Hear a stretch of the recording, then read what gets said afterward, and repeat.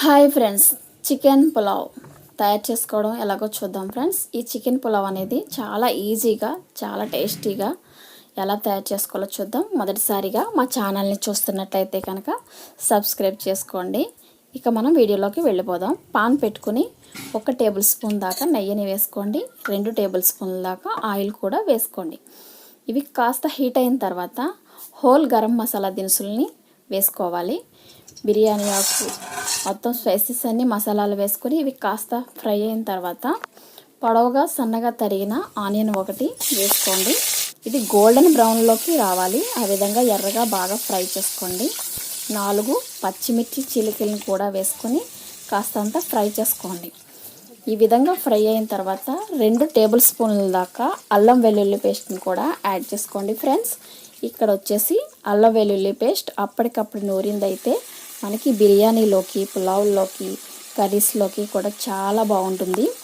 అల్లం వెల్లుల్లి పేస్ట్ పచ్చి వాసన పోయేంత వరకు కాస్తంత బాగా ఫ్రై చేసుకోండి. అరకట్ట పుదీనా తరుగు, అరకట్ట కొత్తిమీర తరుగును కూడా యాడ్ చేసుకోండి. ఇవి కూడా కాస్తంత పచ్చి వాసన పోయేంత వరకు ఫ్రై చేసుకోండి ఫ్రెండ్స్. ఈ చికెన్ పులావ్ అనేది మనకి చాలా టేస్టీగా ఉంటుందండి. నేను ఎప్పుడు మా ఇంట్లో ఈ విధంగానే తయారు చేస్తాను ఫ్రెండ్స్. చాలా బాగుంటుంది అంటారు మా ఫ్యామిలీ మెంబర్స్ అందరూ కూడాని. చాలా స్పైసీగా, చాలా సూపర్గా ఉంటుంది. ఇక్కడ వచ్చేసి 1 కిలో చికెన్ దాకా యాడ్ చేస్తున్నాను. ఈ చికెన్ వచ్చేసి ఉప్పు వాటర్లో కడిగినది. ఉప్పు వాటర్లో కడుక్కోవడం వల్ల ఏంటంటే చికెను చాలా సాఫ్ట్గా ఉంటుంది, మనకి చాలా బాగుంటుంది కూడా. చికెన్ అనేది నీచు వాసన అనేది కూడా రాకుండా ఉంటుంది. చికెన్ వేసిన తర్వాత చికెన్లో వాటర్ అంతా ఇంకిపోయేంత వరకు బాగా కుక్ చేసుకుంటే సరిపోతుంది. 1/2 టీ స్పూన్ పసుపు, 1 టేబుల్ స్పూన్ కారం, 1 teaspoon garam masala, 1 teaspoon chicken masala. ఈ స్పైసెస్ అన్నీ వేసిన తర్వాత కాస్తంత బాగా ఫ్రై చేసుకోండి. మసాలా దినుసులు వేసిన తర్వాత చికెన్ అనేది ఒక 4 నిమిషాల వరకు బాగా ఫ్రై చేసుకోండి. ఈ విధంగా చికెన్ ఫ్రై చేసుకోవడం వల్ల ఏంటంటే మనకి చికెన్ అనేది చప్పదనం లేకుండా చాలా బాగుంటుంది ఫ్రెండ్స్. ఇక్కడ వచ్చేసి ఇప్పుడు వాటర్ని యాడ్ చేసుకుందాం. ఇక్కడ 2 గిన్నెల దాకా వాటర్ని యాడ్ చేసుకుందాం ఫ్రెండ్స్.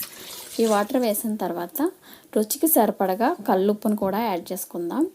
కల్లుప్పు వేసిన తర్వాత ఒకసారి బాగా కలుపుకోండి ఫ్రెండ్స్. ఈ విధంగా కలుపుకున్న తర్వాత మనకి ఎసరు అనేది బాగా మసల కాగాలి. ఆ విధంగా మనకి బాగా మరుగుతున్నప్పుడు బియ్యాన్ని కూడా వేసుకుందాం ఫ్రెండ్స్.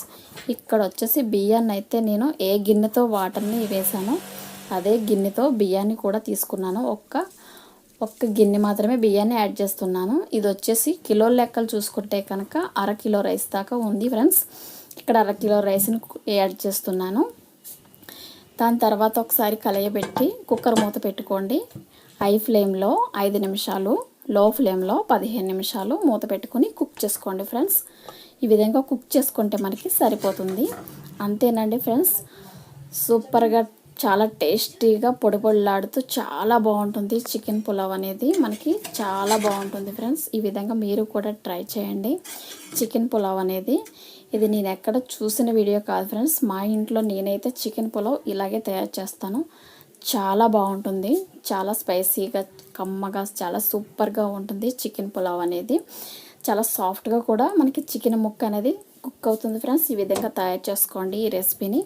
రెసిపీ కనుక మీకు నచ్చినట్లయితే మా ఛానల్ని సబ్స్క్రైబ్ చేసుకోండి. లైక్ చేసి, షేర్ చేసి, కామెంట్ చేయండి. ఈ రెసిపీ మీరు ట్రై చేసి ఎలా వచ్చిందో నాకు కామెంట్ రూపంలో కూడా కామెంట్ని తెలియచేయండి friends. Bye, thanks for watching.